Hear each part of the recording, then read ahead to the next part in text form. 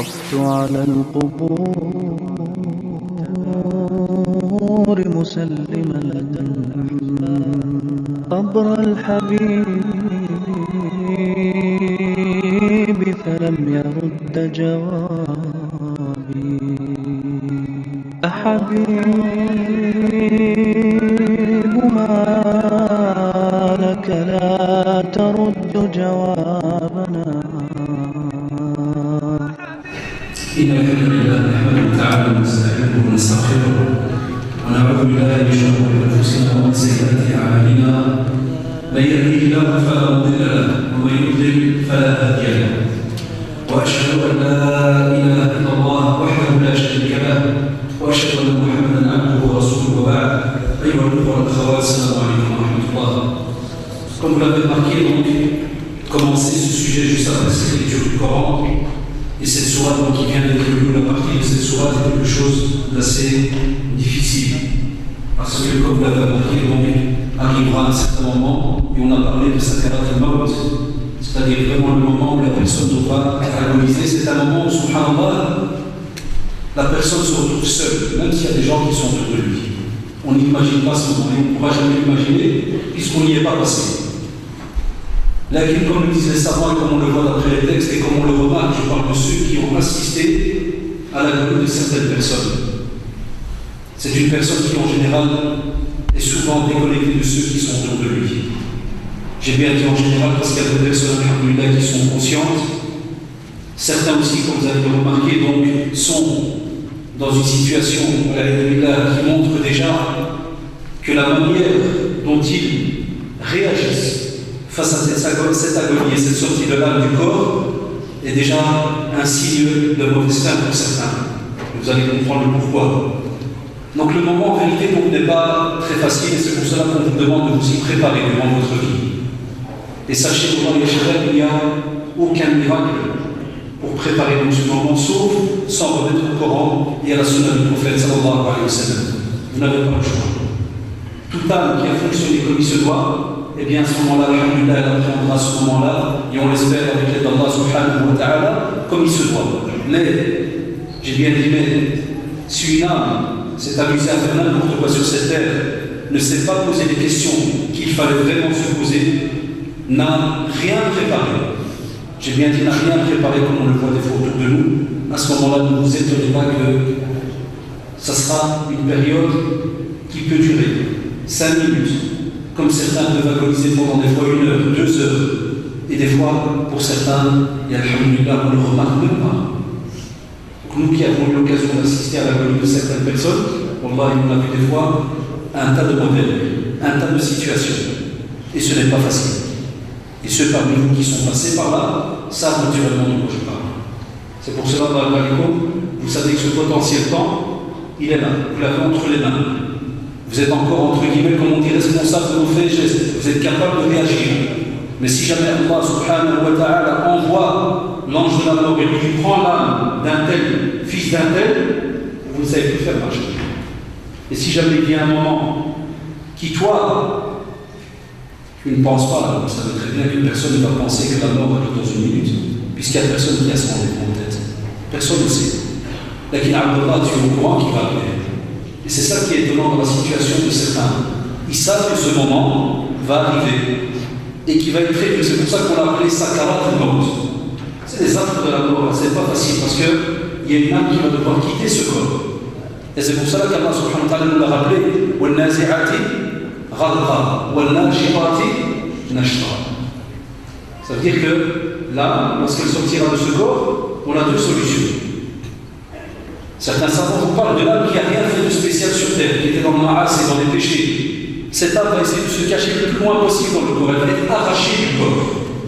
Rarement, pas le loin. Et Nashra, comme vous savez, est le mot, on est habitué à l'entendre même en dialecte en arabe, il y a un certain Nashra.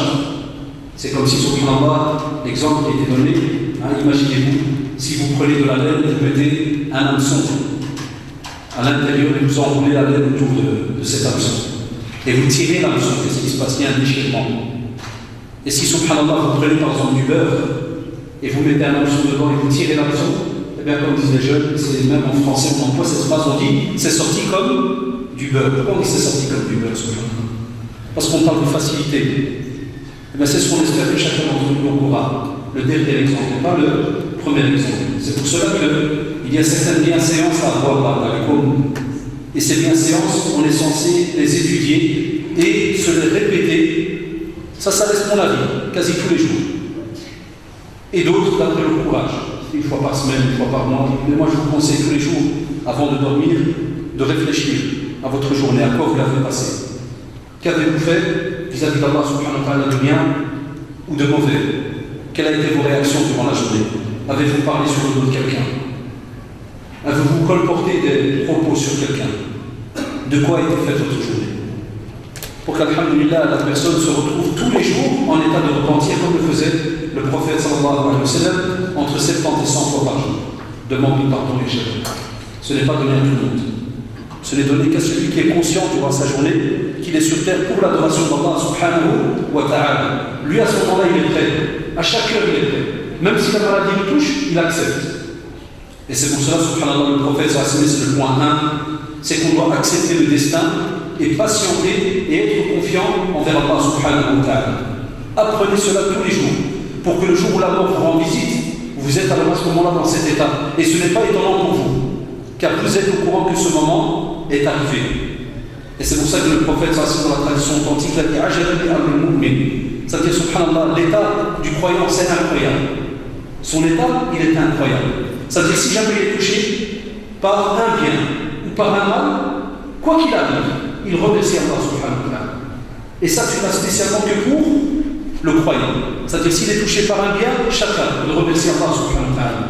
Et s'il est touché par un mal, un problème vraiment négatif qui le touche, ou une douleur ou autre, chacun, il remercie aussi Allah subhanahu wa ta'ala. Et il dit, subhanallah, tout cela, ce remerciement qu'il fait vis-à-vis d'Allah subhanahu wa ta'ala, il dit, wallah, ça ne peut être qu'un bien pour lui. Et ça, tu ne l'as que pour le croyant. C'est pour cela que le croyant, il a un statut différent. C'est celui qui vraiment la foi est ancrée en lui. Et celui qui accepte Allah subhanahu wa ta'ala avec tout ce qui nous a été enseigné. Que ce soit par rapport donc à sa présence en tant que créateur, que ce soit celui qui a le pouvoir, sa souveraineté, ou que ce soit celui qui détient les noms et attributs les plus sublimes. Et tu les étudies, tu les acceptes. Et à ce moment-là, chère sœur, tu vis sur terre en étant apaisé. Et à ce moment-là, si jamais tu es touché par quoi que ce soit dans ta situation, tu es remerciant. Pas comme on le voit, certaines personnes qui sont touchées par ce premier test, qui peut être ce qu'on appelle une étape avant la mort. Ce test est une étape avant la mort. Parce que la maladie, lorsqu'elle touche un être humain, il y a des personnes qui croient qu'il n'y a que cela qui donne la mort. Non, ça c'est une des étapes.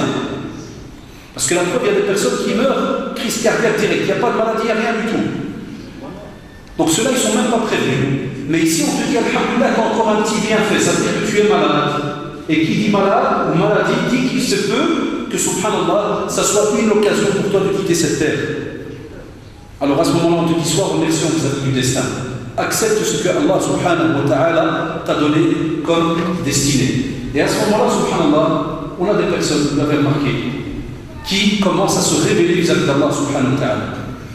Commencent à se retourner vers Allah subhanahu wa ta'ala en disant, et pourquoi moi? Et pourquoi pas un autre? Et j'ai fait ceci, et j'ai fait cela, et j'ai pris tel médicament, et j'ai... Alhamdulillah. Il y a des situations où il y a moyen d'alléger certaines douleurs, certaines souffrances. Alhamdulillah, il n'est pas interdit d'en profiter. Puisqu'il est demandé dans la sunna de se médicamenter. Il y a toutes des règles de bienséance par rapport à tout ce qui est le fait d'être suivi par un médecin pour donner des médicaments, tout ce qui est les calmants et ainsi de suite. Il n'est pas interdit. Certains posent souvent la question et pensent que parce qu'on est touché par une douleur, une maladie, on doit accepter et ne prendre aucun médicament, ce qui est faux. On se médicamente, on fait son possible. Parce que c'est aussi, alhamdulillah, quelque chose que tu es en train de faire et qui montre que tu acceptes la situation dans laquelle tu es, mais tu acceptes aussi les moyens qu'Allah subhanahu wa ta'ala t'a donné pour pouvoir faire face à certaines douleurs et ainsi de suite. Deuxièmement, on te dit qu'il faut absolument garder la crainte d'Allah subhanahu wa ta'ala et l'espoir envers Allah subhanahu wa ta'ala. Et on vous dit que Anas radiyallahu anhu nous rapporte du prophète sallallahu alayhi wa sallam qu'un jour il est rentré donc chez une personne, c'était un jeune. Et ce jeune subhanallah était mourant. Donc il agonisait. Et le prophète sallallahu alayhi wa sallam il va lui dire comment tu vas, comme pour lui dire comment tu te sens. Ça, c'est déjà aussi une bienséance quand on entre chez quelqu'un qui est malade, qui est à l'hôpital. On n'entre pas en faisant une drôle de tête. On n'entre pas en pleurant. On n'entre pas en faisant des fois un cri bizarre pour dire « Ah, qu'est-ce que tu as ?» Comme ils font des fois certains jeunes à qui on a déjà assisté lors de certaines visites. Jamais. On doit être ceux qui normalement vont montrer à la personne qui a alhamdulillah, c'est un bienfait d'Allah subhanahu wa ta'ala. Ce n'est qu'un passage à l'examen. Parce qu'Allah subhanahu wa ta'ala, pourquoi est-ce qu'on garde l'espoir? Parce que Allah subhanahu wa ta'ala, au plus il aime son serviteur, au plus il l'éprouve. C'est incroyable chez nous dans notre religion. Au plus Allah subhanahu wa ta'ala t'aime, au plus il t'éprouve. Il te fait des examens. Allahu akbar. Ça veut dire que c'est une fierté pour toi. Et aussi, comme vous savez, la maladie est là pour effacer nos péchés. Donc, quand tu dis garde la crainte, ce jeune va répondre au prophète sallallahu alayhi wa sallam, il va lui dire Wallah, inni arjullah, wa inni akhaf dunubi. C'est-à-dire, Wallah, il regarde les deux choses, subhanallah. Il lui dit j'ai peur d'Allah, subhanahu wa ta'ala. Mais une crainte révérentielle, crainte de respect vis-à-vis d'Allah, subhanahu wa ta'ala. Pourquoi? Justement, il lui dit et j'ai peur de mes dunub, de toutes mes mauvaises actions que je fais. Et le prophète sallallahu alayhi wa sallam lui dit Wallahi, il n'y a pas deux choses comme tu viens de citer qui sont dans le cœur d'une personne. Qu'est-ce qu'il y a comme résultat? Illa Allah subhanahu wa ta'ala va lui donner, subhanallah, ce qu'il a envie. Parce qu'on voit de là que cette personne fait comprendre au prophète sallallahu alayhi wa sallam qu'il veut le pardon d'Allah subhanahu wa ta'ala par rapport à ses erreurs. Wallahi, c'est incroyable d'être dans cet état au moment où on agonise. Alhamdulillah, on espère, Wallah, chacun d'entre vous, les frères et sœurs, invoquez Allah subhanahu wa ta'ala pour que, lorsque l'agonie vient, si vous sentez cela, que vous soyez encore conscient, que vous soyez encore capable de parler, que vous soyez encore capable, comme l'a fait ce jeune, d'invoquer, de demander à Allah subhanahu wa ta'ala, de lui faire comprendre que je veux que tu me pardonnes les péchés, Allah. Ça, c'est important. Et c'est pour cela que, troisième point, même si les douleurs sont fortes, il ne faut jamais espérer la mort. Et ne pensez pas que ça existe aujourd'hui. Dans une tradition aussi authentique, donc peut-être dans le Hakim, on voit que un jour le prophète sallallahu alayhi wa sallam, elle est rapportée par Moulfad, il rentre chez donc son oncle l'Abbas et il le voit subhanallah, il est en train de se plaindre et il va lui dire justement, le prophète sallallahu alayhi wa sallam va lui faire la remarque, il va dire Ya Am, la tatamanna al-maut, n'espère pas la mort. Il ne faut jamais espérer la mort à ce moment-là. Et il dit au contraire, si jamais tu es quelqu'un, alhamdulillah, de bien, eh bien Allah subhanahu wa ta'ala ne va rajouter que de la bonté et du bien par rapport à ta situation. Et si jamais c'est l'inverse, eh bien on va te dire qu'à ce moment-là, il est préférable, subhanallah, que ce qui va t'arriver soit retardé, parce que comme vous le savez, si jamais on meurt dans cet état, il est grave alors pour nous à ce moment-là de rencontrer Allah subhanahu wa ta'ala. Et de nouveau le prophète sallallahu alayhi wa sallam, il va lui répéter à la fin Fala tatamanna al-maut. Ne demande pas et n'espère pas mourir. Et on a le cas de certains même qui se sont suicidés par rapport à la maladie. Suicidés par rapport à la douleur. Vous vous rappelez la tradition de celui qui combattait, et très durement, très fort, il courait à gauche, à droite, il saute partout. Et le prophète sallallahu alayhi wa sallam qui va leur dire, il est en enfer. Et un compagnon a trouvé cela très lourd, très dur. Comment se fait-il? Il bataille, il court à gauche, à droite, subhanallah. Et il va les suivre. À un certain moment, ce combattant va être blessé. Qu'est-ce qu'il va faire? Il va se donner la mort. C'est là qu'il va revenir et il va reconnaître, subhanallah, il le reconnaissait déjà, mais il va le reconnaître encore plus, la prophétie du prophète sallallahu alayhi wa sallam, et qu'il est vraiment le message d'Allah subhanahu wa ta'ala. Donc, faites ce petit rappel à vous-même et à ceux qui sont autour de vous et qui sont touchés par ce genre d'examen. Rappelez-leur qu'ils ne doivent jamais espérer donc la mort. Mais certains savants vous disent que si jamais il peut arriver de faire une invocation et de demander à Allah subhanahu wa ta'ala que si jamais la mort est mieux pour moi, ya Allah facilite-moi les choses. Mais ne pas directement demander je veux mourir là. Et c'est pour cela que des fois les non-musulmans ne nous comprennent pas lorsqu'on parle chez les savants et qu'ils disent, et on est, comme vous le savez, chez les gens de la sunna, contre l'euthanasie. Ce n'est pas parce que quelqu'un souffre qu'on doit l'euthanasier. Ça, on en parle spécialement pour les animaux. Pour les animaux, il y a des fatwas. Pour l'être humain, on ne vient pas le tuer. Parce qu'on considère que tu viens et tu le tues à ce moment-là. Et alhamdulillah, comme je vous l'ai dit tout à l'heure, ça doit nous, entre guillemets, remonter le moral parce qu'on est pur de péché. Et alhamdulillah, qu'il y a ce bienfait d'Allah subhanahu wa ta'ala qui nous est donné à ce moment-là. Aussi, si jamais il y a des comptes à rendre, qu'il le fasse rapidement. Si jamais il y a des comptes à rendre, qu'il le fasse rapidement. Et spécialement, subhanallah, il doit aussi en parler à quelqu'un d'autre. Il doit aussi prévenir les autres. Et ça, on a des personnes, subhanallah, qui ne font pas attention à ce sujet-là. Et c'est pour ça que le prophète, dans une tradition rapportée par Muslim, il vous dit Atadruna min al-muflis. Les gens, subhanallah, les compagnons qui étaient autour de lui, ils vont lui dire Al-Muflis, celui-là, c'est qui? C'est celui-là qui a ni dinar, ni dirham, pas de matin, ça veut dire qu'il n'a aucun bien, il n'a pas de dinar, il n'a pas d'argent, il n'a aucun bien. C'est comme on dit souvent en langue arabe, Al-Muflis, celui-là qui a fait faillite, il ne lui reste plus rien. Et le prophète sallallahu alayhi wa sallam va leur dire non. Al-Muflis min ummati, ça veut dire celui qui vraiment aura tout perdu de ma communauté, celui qui va arriver le jour du jugement dernier avec de la prière, du jeûne, de la zakat, mais il aura insulté un tel, il aura parlé sur le monde d'un tel, il aura calomnié un tel, il aura mangé les biens d'un tel, il aura même tué peut-être un tel, comme on le voit de nos jours, il aura frappé un tel. Qu'est-ce qu'on va faire alors? On va lui prendre de tous ses hasanats et on va les donner à celui qui a subi l'injustice. Jusqu'à un point où il ne restera plus aucune hasanat chez lui. Qu'est-ce qu'on fera alors? On prendra de leurs erreurs et on va les mettre chez toi. Subhanallah.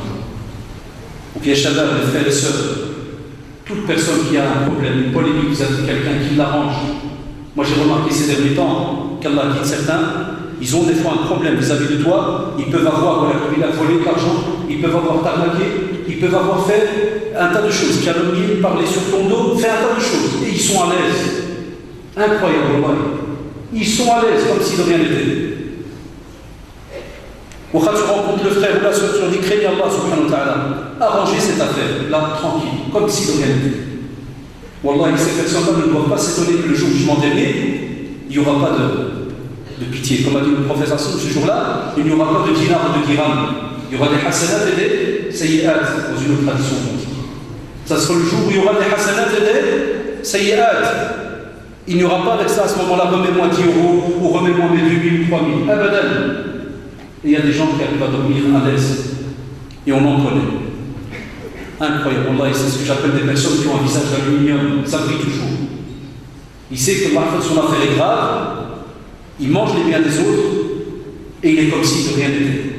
Et je ne sais pas comment ils font. Allah, je ne sais pas comment ils font. Quand tu vois le compagnon Abu Bakr, notre calife, bien guidé, il prend une date, il la met en bouche. Et puis après, il a un doute. Qu'est-ce qu'il fait? Il se force à vomir. Le prophète sallallahu alayhi wa sallam, la même chose. Là, un doute sur une chose, il fait tout son possible pour la rejeter. Et nous, subhanallah, on prend les biens des autres. Que pensez de ceux qui prennent les biens des orphelins? Et vous savez de quoi je parle. Vous avez des fois certains de vos parents qui ont des problèmes, par exemple, au pays, par rapport à des avoirs qui appartiennent à certains orphelins. Et on fait comme si de rien n'était. Et on mange, et on mange, et on mange, et on oublie qu'un jour on va être mangé sur terre. Mais on ne va pas être mangé définitivement, parce qu'il va être un plat de résistance pour toutes les bêtes qui sont sous terre. La killa, wallah, elle n'arrête jamais de s'arranger. Elle devra souffrir. Elle devra payer la facture. Et c'est pour cela qu'à ce moment-là, on dit il est important, 5e point, de ne pas tarder à faire son testament. Combien parmi nous ici, même les jeunes, wallah, ils ont des testaments? Beaucoup. Pas de testament, ne demande rien du tout. On est obligé de laisser un testament et d'expliquer tout ce qu'on a fait. Et le prophète, dans une tradition rapportée par le contrat des musulmans, il dit que le musulman ne peut pas dormir plus de 2 nuits, alors qu'il a, subhanallah, quelque chose qu'il veut, donc faire transmettre à un autre. Il y a une wasiya, il y a un testament, il y a des biens qui appartiennent à un tel et à un tel. Et il te dit, et il va dormir, il faut que ce testament, regardez ces drôles de phrases, elle doit être normalement ça, dans l'accès. C'est comme si on va dire tu la mets en dessous de ta tête. Le testament doit être présent. Et nous, subhanallah, il y a des frères, qu'Allah les dit, ils font du business avec certains, puis ils font avec ce qu'on appelle les hommes. Ils préviennent jamais leur épouse. Il y a des sœurs qui nous disent, mais les hommes, des fois, ils ne comprennent pas ce sujet. Ils te disent, non, je n'ai pas à lui dire ce que je fais. Et t'appelles-là, cher frère. Parce que le jour où tu vas mourir, c'est qui va les mentir à gauche à droite? Comme on voit des fois, des femmes chrétiennes qui mentent dans les cafés, parce qu'il faut aller. Et le frère va en parler tout à l'heure administrativement, parce qu'il faut envoyer le corps au pays. il n'y a pas d'argent. Ou bien des gens qui viennent toquer, votre mari vous devait 2 000 euros. Et c'est la femme qui doit se retrouver maintenant là, rabaissée, à répondre à toutes ces personnes qui, wallah, et c'est catastrophique, traitent votre mari de voleur. Mais quand il est sur terre avec ses 2 jambes et ses petits muscles, il croit qu'il est redevable à personne. Voilà, il est là. Les sœurs, la même chose. Je donnais une fois l'exemple dans un cours, les sœurs étaient étonnées. Je dis, wallah, même les termes chez nous en islam, ils ont leur sens. Quand une sœur dit à une sœur, prête-moi une aiguille, est-ce que ça veut dire donner? Ça veut dire prêter. Et quand un frère dit à un frère, prête-moi 5 euros, ça ne veut pas dire donner. Il y a des frères, moi j'ai déjà fait le test. Frère, il dit, prête-moi 5 euros. On sait très bien que 5 euros, c'est rien du tout. Mais si on est en train de parler à la musulmane, je lui donne 5 euros. Après une semaine, je reviens chez lui. Et je l'appelle même pour un pic. Prêter un pic, je laissé partir une semaine. Je reviens chez le frère, ça va, mon pic. Il a souri comme pour dire, ah, espèce d'idiot, pour un pic. Eh, quoi, un pic. Ah, il monte. Je lui dis, je veux mon pic. Il m'a dit, désolé, je ne retrouve pas. Je dis, aucun problème. C'est un pic de marque Parker, et voilà tel modèle. Il coûte autant. Parce que moi, je l'ai acheté à ce prix-là. Et si tu veux, c'était le magasin. Il était choqué. Je suis sûr s'il pouvait me tuer ou bien il pouvait m'insulter, là, par respect, il a fait ça. Il aurait pu. Moi, il ne peut pas rentrer dans son cœur. Mais les gens sont choqués, sont étonnés. Non, ça ne t'appartient pas, tu m'as dit prête. Et combien de gradeurs on a parmi nous? Sur une année, wallah, ici, tu devais voir les frères qui disent prête-moi 2 euros, à la fin de l'année, tu as 400 euros avec lui. Wallah, tu vas donner plus que ce que le CTS était censé lui donner. Sans qu'il s'inscrive nulle part, il a 400 euros sur l'année. Et les gradeurs, vous les connaissez maintenant. Il y a même des gens, dès que tu vois arriver, tu dis ah, tu les sors, bien. Ah, je vais te remettre, hein. Oui. Et il oublie que wallah, il va arriver un moment où, si jamais, écoute-moi bien, le prophète sallallahu alayhi wa sallam est arrivé, il fallait justement donc faire une prière. Et à ce moment-là, subhanallah, vous allez voir, il va s'abstenir de prier. Vous allez comprendre pourquoi. Je vais l'expliquer juste après. Je reviens aux sœurs, même une aiguille. Il y a des sœurs, prête-moi une aiguille pour le hijab, la mienne s'est cassée. Tu lui as dit, prête-moi. Ça veut dire quoi? Je sais que ça va étonner certains. La sœur doit prendre un petit bloc-notes avec elle le soir et noter. J'ai prêté une aiguille à Fatima, point. Wallah, ça étonne certains. Non, dans la sunna, ça n'étonne pas. Parce qu'effectivement, tu me l'as prêté. Et quand le musulman meurt, plus rien ne lui appartient. Plus rien ne lui appartient. Tout ce qu'il a laissé, ce qu'on appelle le tarika, dans la science de l'héritage, un musulman dès qu'il meurt, il laisse ce qu'on appelle le tarika. C'est-à-dire ce qui va être partagé. Même l'aiguille doit être partagée. Tout doit être partagé, parce que plus rien ne t'appartient. Et nous, on oublie, on sous-estime ce sujet-là. Et on prend, alors que subhanallah, on va être questionné par rapport à cela. Il n'y a pas le choix. Aussi, on vous dit, ce testament, il faut savoir qu'il va être, et il peut être changé. Quelqu'un qui t'a remis quelque chose, tu peux barrer dedans. C'est privé, c'est à toi. La sœur, la même chose. Même si elle a de l'argent qui est à elle, elle ne doit pas être gênée de dire voilà, mon mari, j'ai un testament, il est déposé à tel endroit. Parce que c'est une des choses qu'on doit aller voir directement, c'est le testament. Parce qu'il bloque, on va le voir plus tard. Aussi, pensez à ceux qui n'ont pas droit donc à l'héritage et qui sont des proches. Pourquoi? Parce que le point 6 est rattaché avec le point 7. Le point 7, c'est quoi? C'est que lorsque on a un héritage qui est là, on peut donner maximum un tiers. Un tiers, tout le en don. Par exemple, si tu as 3 000 euros, tu peux donner maximum 1 000 euros pour, par exemple, bâtir une mosquée. Mais la sunna, et le Coran aussi le précise, on vous dit dans Surah Al-Baqarah, verset 180, pensez aussi à tous qui sont les gens qui sont proches à vous, l'aqrabin. C'est-à-dire qu'il y a des fois des proches, mais qui n'entrent pas dans l'héritage. Eh bien, les vivants doivent aussi penser à eux. Mais en général, on sait que les vivants ne pensent plus à eux. Ils pensent qu'à eux-mêmes. Et ils oublient justement ces proches de la famille qui sont des fois pauvres.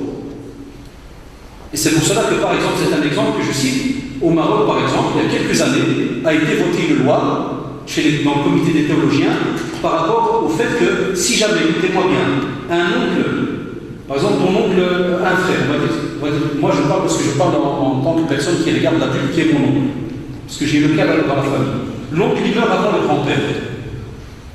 L'oncle il meurt avant le grand-père.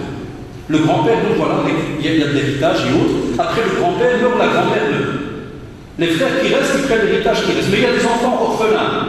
Fut un temps, personne ne pensait à eux, parce qu'ils n'entraient pas dans l'héritage. Ils ne les faisaient pas entrer. Et en se basant sur ces versets-là, c'est devenu même une loi. Ça veut dire qu'à ce moment-là, lorsque vous passez devant un juge musulman, il prévoit pour eux une partie de l'héritage. Subhanallah. Regardez la beauté de cette religion.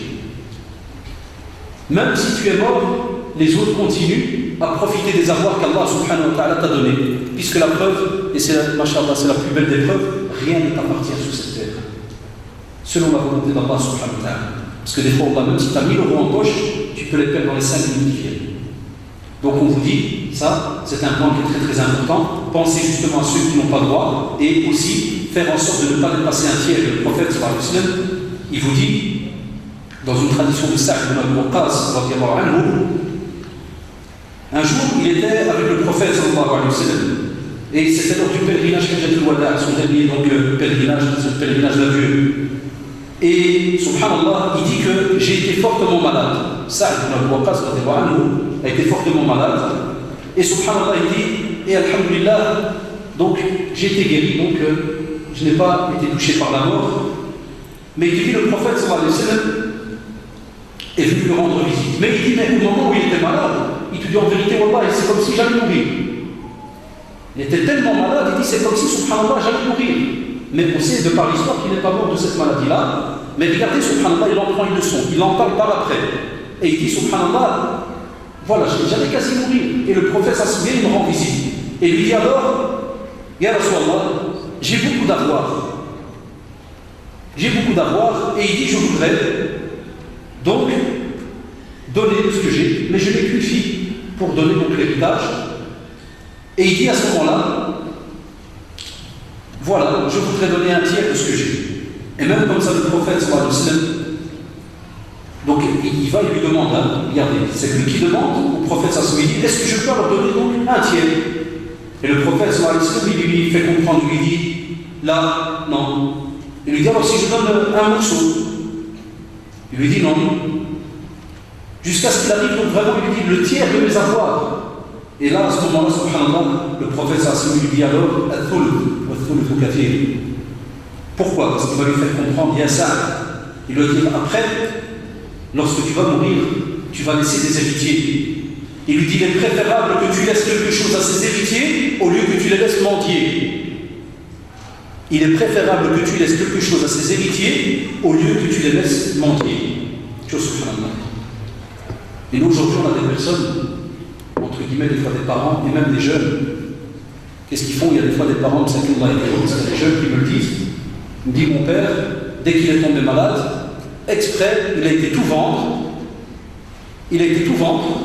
Et il a donné l'argent à certaines personnes, on n'est même pas au courant. C'est qui? Il nous dit, ah, c'est mes affaires si je donne. Non.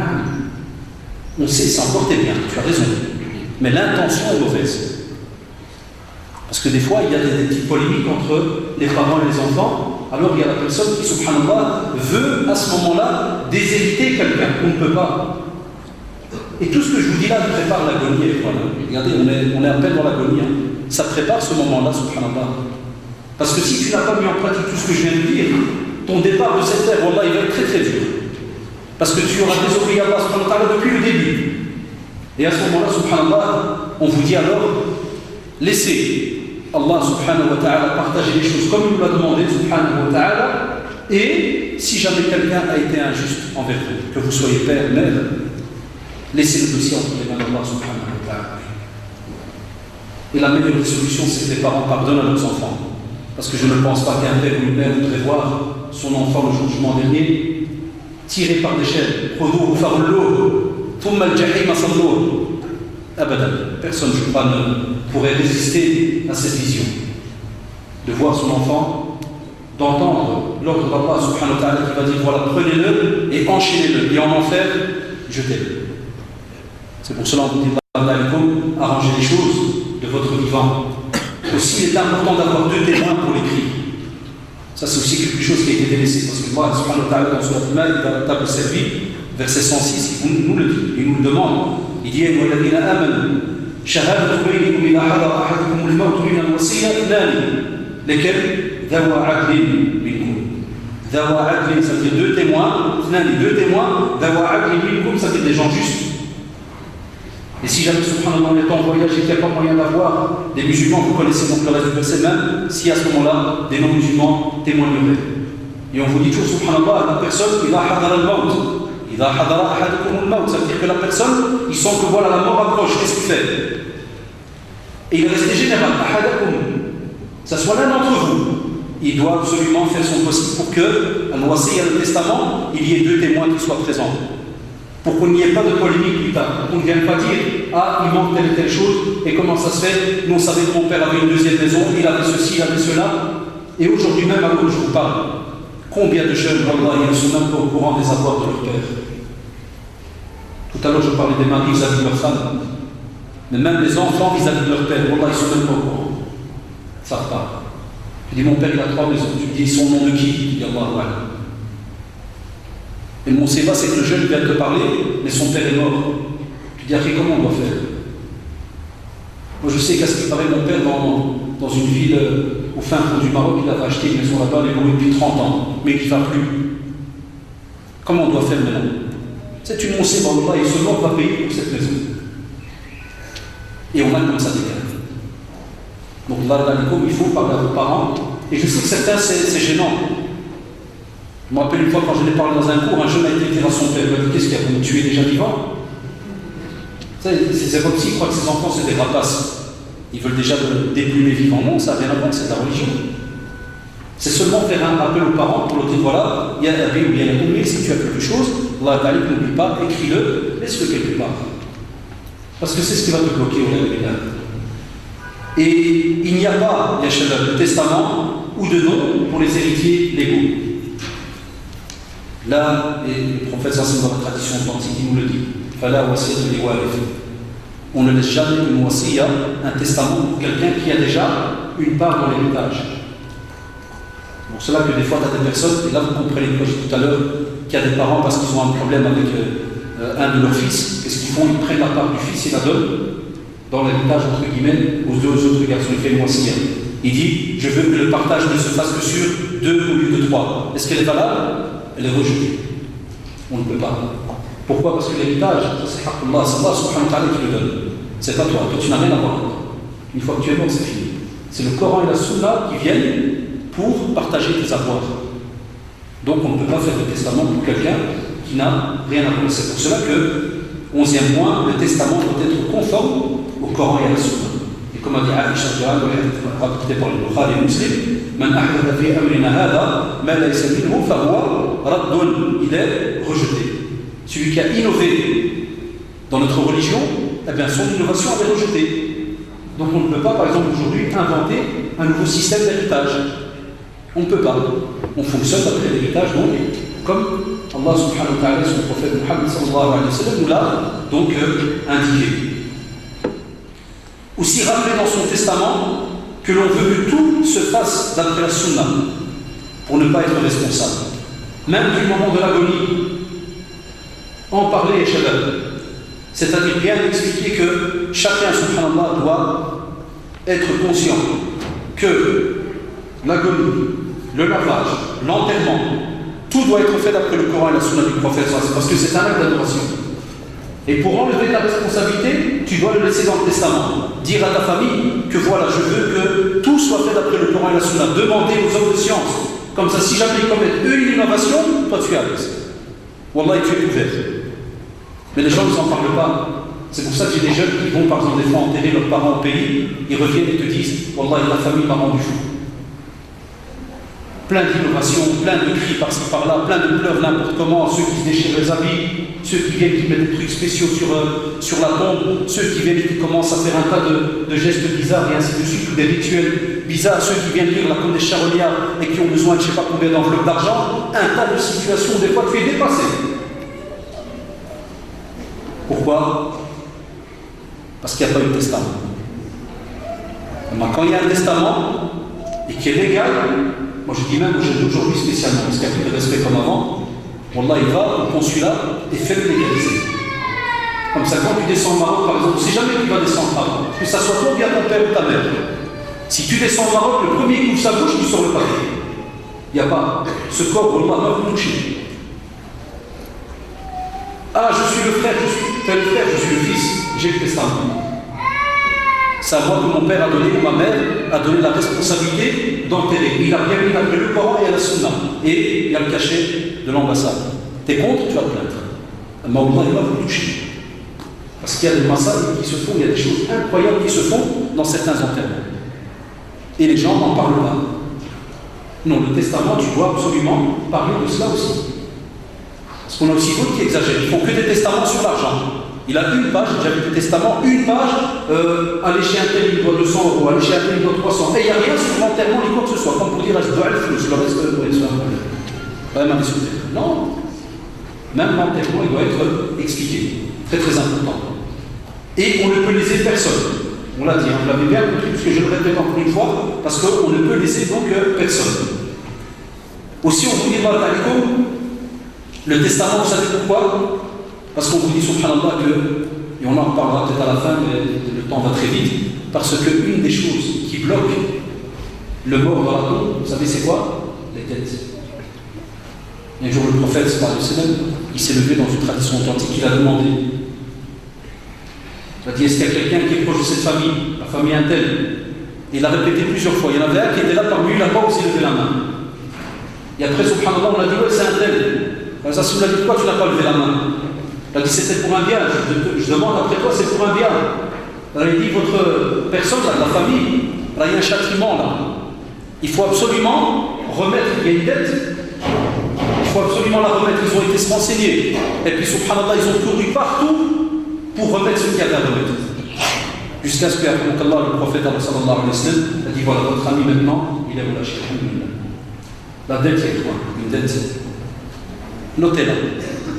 Pour que si jamais tu meurs, eh bien ta famille va demander à la personne, et dire voilà, vous avez une dette vis-à-vis de mon mari, ou de mon frère, mon père. Est-ce que vous lui pardonnez ou bien vous voulez la somme? Alhamdulillah, si les gens disent on pardonne, alhamdulillah. Même au temps du prophète, il y avait des compagnons qui se levaient. Même pour un dinar, un jour le prophète, dans une tradition authentique, il a dit un tel, il manquait 2 dinars, si je ne me trompe pas dans la tradition. Et même comme ça, qu'est-ce qu'il a fait? Un compagnon a dit c'est moi qui paye. Le prophète sallallahu alayhi wa sallam l'a suivi pendant plusieurs jours. Est-ce que tu as sorti les 2 dinars? Parce qu'il doit absolument entendre oui. Pourquoi? Parce que la personne n'est pas encore bloquée.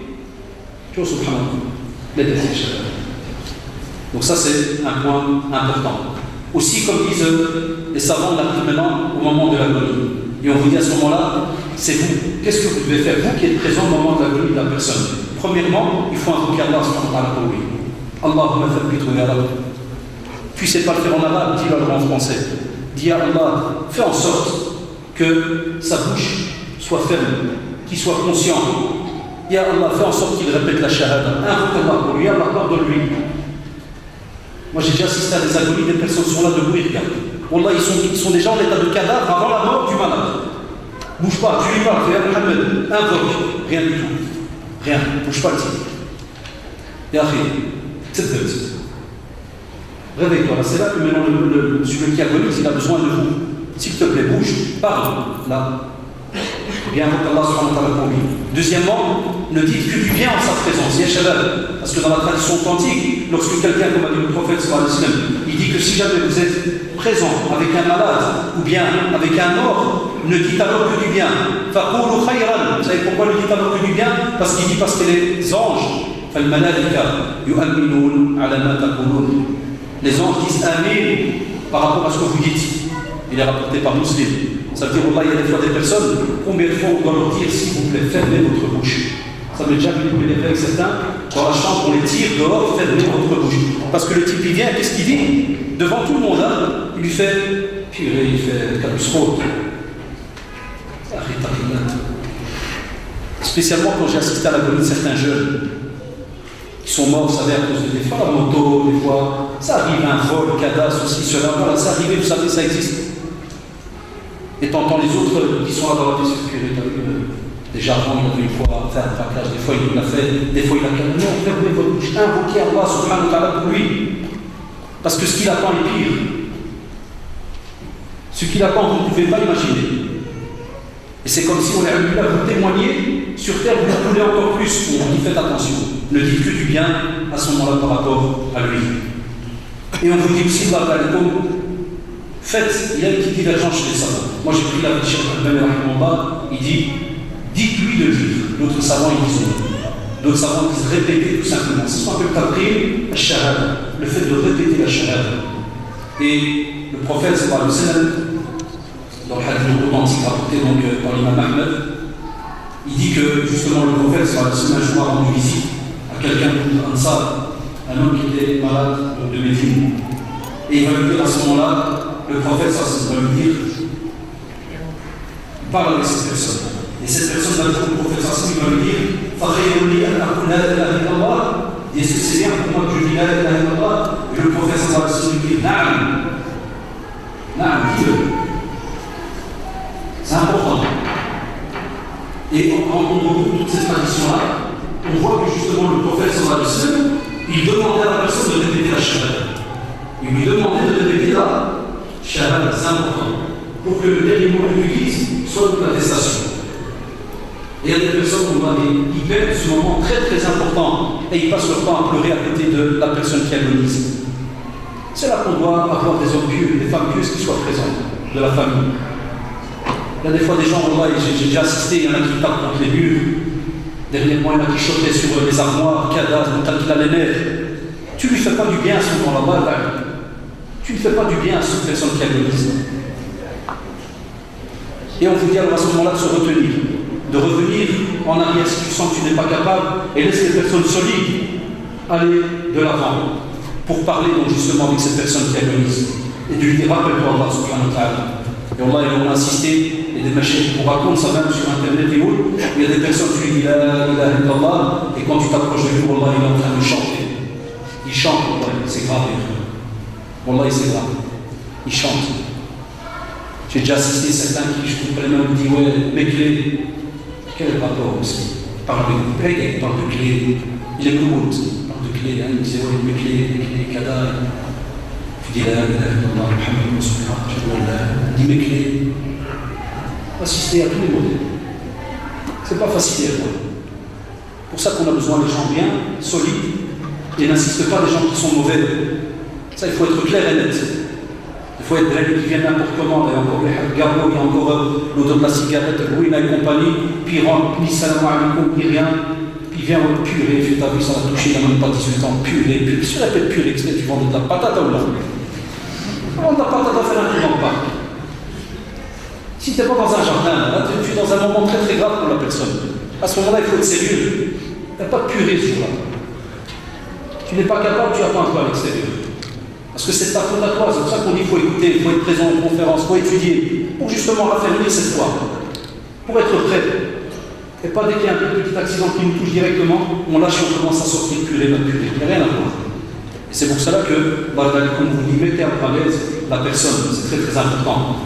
Aussi les savants sont unanimes de dire qu'il n'y a pas de lecture de la sourate Yassine, et on ne change pas aussi de ligne de direction. Beaucoup de personnes pensent que c'est une obligation. Ils commencent à lire la sourate Yassine et ils changent de ligne de direction, ils la mettent vers la Qibla. Mais on a donc une tradition authentique rapportée par Saïd ibn Musayyib qui dit que subhanallah, lorsqu'il était malade, il était donc son père, donc il était là, et il rapporte donc il dit Anna Saïd ibn Musayyib fi madri wa indahu Abu Salam ibn Abdurrahman. Et il te dit subhanallah, Saïd radiallahu anhu, à un certain moment, il a perdu connaissance. Et comme vous savez, les gens, ils pensaient qu'il était mort. Qu'est-ce qu'ils ont fait? Ils ont directement retourné son visage, c'est-à-dire le lit vers la Kaaba. Et puis, subhanallah, il s'est réveillé. Alors, ça clair. Tu l'as déjà préparé, c'est fini, il ouvre les yeux. Subhanallah, il leur a dit Hawaltum firashi. Hawaltum firashi, ça vous avez changé mon lit de place? Ils ont dit Na'am. Enfin, subhanallah, il a regardé vers Abi Salama. Et il lui a dit est-ce que tu l'as fait? C'est toi qui l'as fait, on peut dire. Arahu bi'ilmika ou la bi'amalika, de version dit tu l'as fait de toi-même, c'est ton acte. Et puis il dit c'est moi qui leur ai demandé justement de changer la direction. فأمرهم سعيد رضي الله عنه, compagnon du prophète sallallahu alayhi wa sallam, أن يعاد في راشد. C'est-à-dire, il leur a demandé que son lit revienne à sa position donc de base. Et dans une autre tradition, d'autres compagnons faisaient comme remarque qu'on voulait leur changer le lit de position, ils leur disaient je suis musulman quand même. Donc il y a des habitudes des fois que les gens font, il faut faire aussi attention. Aussi le musulman peut assister à l'agonie d'un non-musulman pour lui faire des rappels. Et on a le hadith authentique du prophète sallallahu alayhi wa sallam dans le Bukhari, le Hakim, le Bayhaqi aussi, Imam Ahmed, et on vous dit subhanallah, il y avait un jeune Yahoudi juif qui travaillait des fois pour le prophète sallallahu alayhi wa sallam. Et on va venir le prévenir. On va dire voilà, il est malade, il va lui rendre visite le prophète sallallahu alayhi wa sallam. Et il va arriver près de sa tête, et il va lui dire aslim, deviens musulman. Et on vous dit fanadara ila abihi. Il commence à regarder vers son père. Qu'est-ce qu'il va dire le père? Ati' Abul Qasim. Obéis. C'était le surnom du prophète, obéis au prophète sallallahu alayhi wa sallam. Et alors, subhanallah, il va répéter la shahada. Et le prophète va sortir, wallah, il va dire alhamdulillah, alladhi anqadahu min an-nar. Alhamdulillah, alladhi anqadahu min an-nar. Et après, qu'est-ce qu'il va faire? فَلَمَّا مَاتَ قَالَ صَلُّوا عَلَى صَاحِبِكُمْ. Sahibikum, subhanallah. Il était musulman combien? 1 minute, 2 minutes. Donc ça, j'interpelle ici nos frères et sœurs convertis. Ne sous-estimez jamais la miséricorde d'Allah subhanahu wa ta'ala. Vous avez un parent, un proche qui est mourant, il ne faut pas être gêné. Demandez à la famille, s'il vous plaît, vous pouvez me laisser 2 minutes avec, s'il vous plaît. Et tu vas à son oreille, tu lui dis, s'il te plaît, reconnais qu'il y a un Dieu unique. Et reconnais que Mohammed est son messager. Fais ton possible, alhamdulillah. Non, on a certains qui se trompent, qui disent non, c'est un musulman, je ne vais pas. Non, regardez le prophète, ça c'est mon contraire. Il cherchait après lui. Dès qu'on lui a dit malade, il était directement lui rendre visite. Aussi, ceux qui sont présents doivent absolument à ce moment-là, qu'est-ce qu'il fait? Une fois que l'agonie est passée, on vous dit à ce moment-là, vous devez premièrement fermer les yeux. On doit fermer les yeux du mort. Il ne faut pas laisser avec les yeux ouverts. Le prophète Sassim l'a fait pour un compagnon. Et on vous dit aussi invoquer Allah pour lui. Et le prophète Sassim était rentré justement à Abi Salama, qui était décédé juste après cette histoire-là. Il est décédé, subhanallah, de Abi Salama radiallahu anhu. Et il vous dit ses yeux étaient ouverts. Le prophète sallallahu alayhi wa sallam, il a été là, fermé donc avec les yeux. Il ferme les yeux donc du mort. Et subhanallah, pourquoi? Parce que le prophète sallallahu alayhi wa sallam leur a dit quand l'âme quitte le corps, les yeux des fois la suivent. Les yeux suivent cette âme, subhanallah. Et c'est pour cela alors, que chacun d'entre nous doit faire attention. Et comme on l'a dit, le prophète leur a dit, vous devez absolument invoquer et dire que du bien, parce que les anges qui sont présents, qu'est-ce qu'ils disent? Amin, pour chaque parole que vous allez dire. Aussi, le couvrir complètement. Le prophète sallallahu alayhi wa sallam, lorsqu'il a décédé, eh bien sallallahu alayhi wa sallam, le hadith est aussi dans le Bukhari et Muslim, on est venu, on l'a recouvert de sa cape. Il a été donc recouvert. Et comme vous savez, c'est une parenthèse, pour celui qui va au pèlerinage, on le laisse dans son ihram, il garde donc son habit de sacralisation. Aussi, il faut avoir une foi sûre de sa mort et le préparer. C'est-à-dire qu'il faut être sûr qu'il est mort. C'est pour ça que par exemple en Belgique, on l'appelle le médecin. Parce que des fois, il peut y avoir, il y a des personnes, subhanallah, tu peux toucher partout, tu n'entends pas son pouls. Wallah, tu ne trouves pas son pouls, tu peux appuyer la carotide, tout ce que tu veux, il n'y a rien. Et le médecin vient, 2 secondes après, que non, il est encore vivant.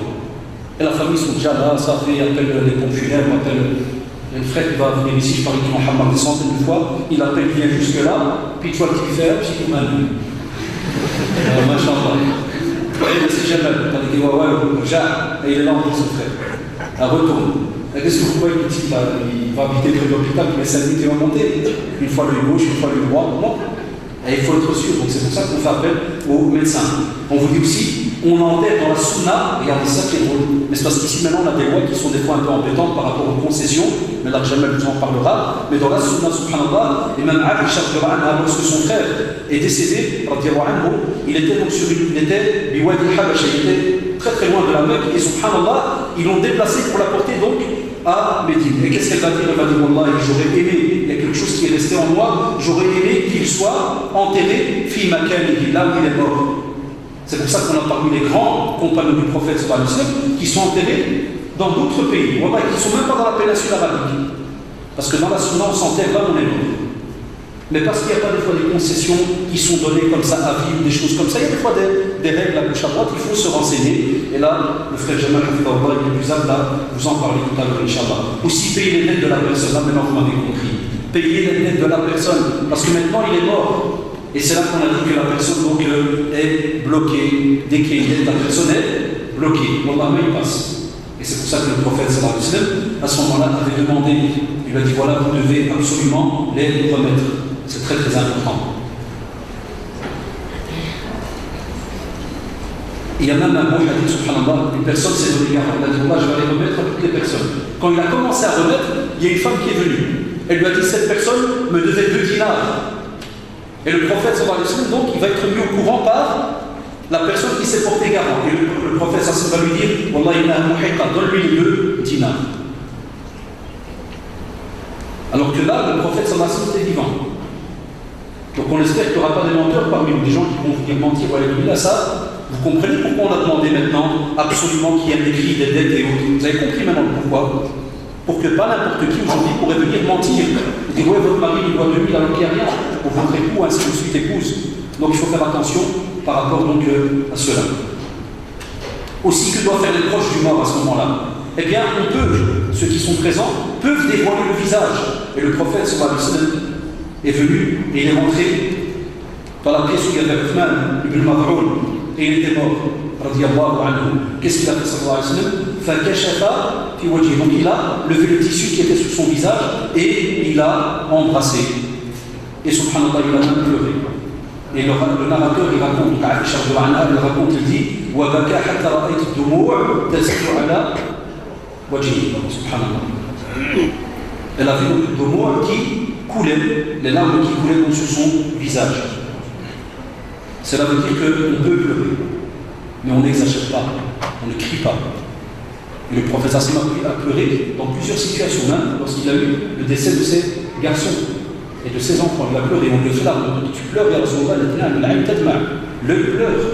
Mais alhamdulillah, il accepte le destin d'Allah subhanahu wa ta'ala. À ce moment-là, il faut au courant, les proches doivent absolument donc faire certaines choses. Donc, premièrement, ils doivent patienter et accepter le destin. Ils doivent patienter et accepter le destin. Et apprendre à dire Inna lillahi wa inna ilayhi raji'un. Apprenez cette phrase, ya shabab. Elle est dans le Coran. Apprenez à dire Inna lillahi wa inna ilayhi raji'un. C'est très très important. Parce qu'on est à Allah subhanahu wa ta'ala, c'est de lui qu'on va revenir. Très très important. Aussi, il y a un bénéfice immense qui est donné à ceux qui perdent un enfant. Ça, on le rappelle à nos frères et sœurs. Le hadith est authentique, vous savez.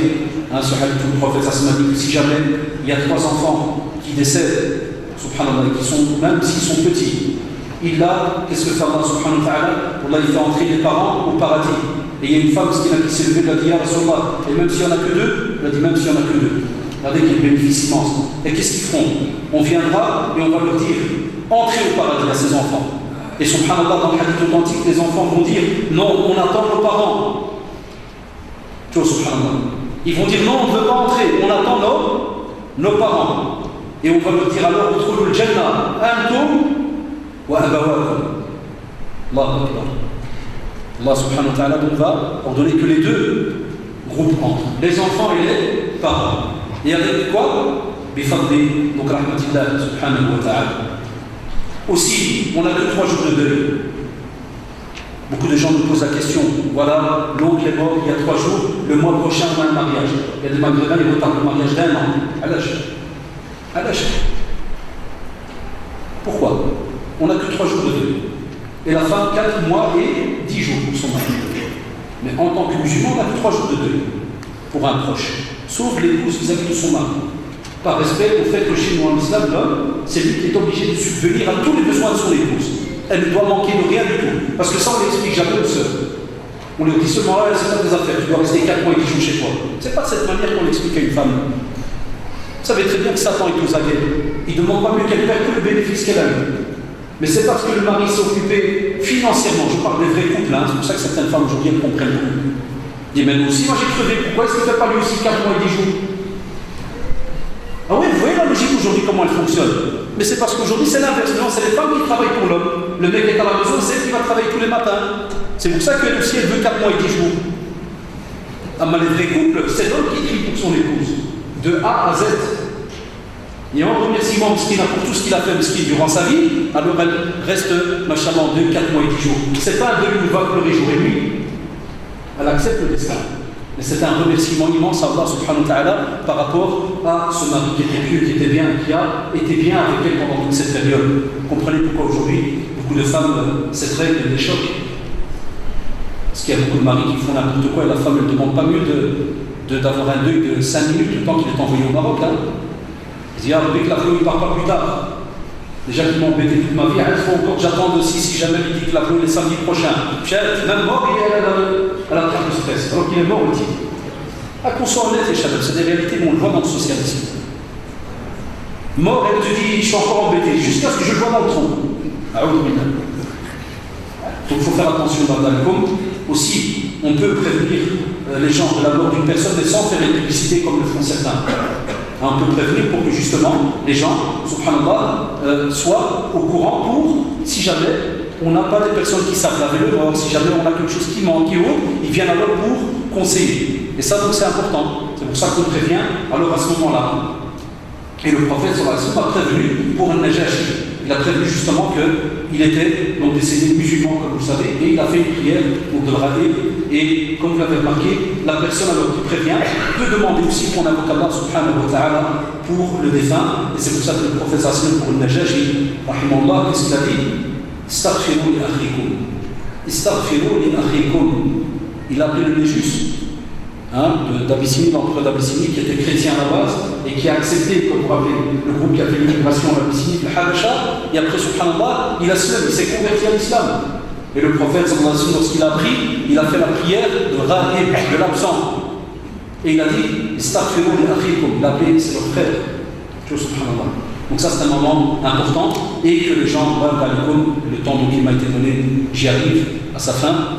On y arrive à sa fin, donc les gens qui sont là, on l'a dit, fassent leur possible donc de ne parler qu'en bien. Et on ne raconte pas la vérité à quelqu'un. Pas parce que le cousin arrive en retard du Maroc, ou bien l'inverse, tu dis purée, il a mis ses agonies de la mort, et il criait, il faisait. Là, il y a juste ce qui s'est passé, qui était privé entre vous, et ce qui s'est passé dans la pièce, on ne peut pas en parler, et on vous dira la même chose tout à l'heure dans les autres cours. Enfin, j'espère, Inch'Allah, que ces rappels sont très très importants, comme vous l'avez remarqué, pour chacun d'entre nous. Pourquoi? Parce que ce moment-là, subhanallah, et c'est normal qu'il est choquant, il ne prévient pas. C'est pour ça qu'on l'appelle un choc, c'est une sadma. Et rappelez-vous la tradition du prophète, sallallahu alayhi wa sallam, lorsqu'il est arrivé qu'une femme était en train de pleurer fortement par rapport à son enfant qu'elle avait perdu. Et le prophète, ça s'est pas voulu donc la rassurer, lui demander donc, un petit peu de patience et autres, et elle l'a rejeté. Jusqu'à ce que quelqu'un a vu cela, il lui a dit, tu sais à qui tu as affaire là? C'était le prophète, mais elle a regretté. Elle est retournée en courant à la maison du prophète. Et c'est là qu'il lui a montré, qu'il lui a fait comprendre que d'être la patience, si au premier choc, c'est ça de ma cour là, c'est parce que tu as avec le premier choc qui est là. Allah va essayer de mettre Inch'Allah en pratique tous ces enseignements. Et cela, pour y arriver, il faut absolument qu'il y ait une pratique religieuse bien avant. Que ce soit pour celui qui va mourir ou ceux qui sont donc autour de lui. Subhanallah wa bihamdihi, ashhadu an la ilaha illa anta astaghfiruka wa atubu ilayk. Subhana rabbika rabbil izzati amma yasifun wa salamun ala al-mursalin walhamdulillahi rabbil alamin. وكيف لك جرى ترد جواب وأنا رهين جنادل وتراب